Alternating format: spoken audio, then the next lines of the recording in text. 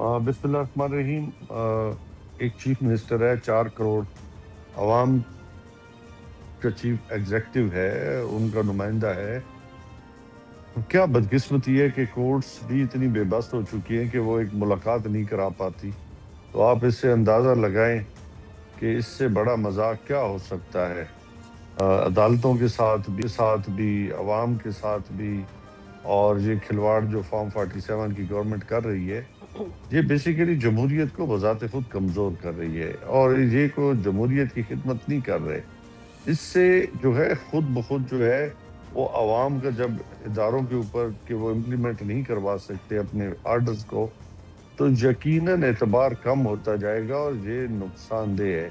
देखिए होता क्या है कि लोगों का जब यकीन कानून और आइन से हट जाए तो फिर अनारकी आती है, फिर इंतशार आता है।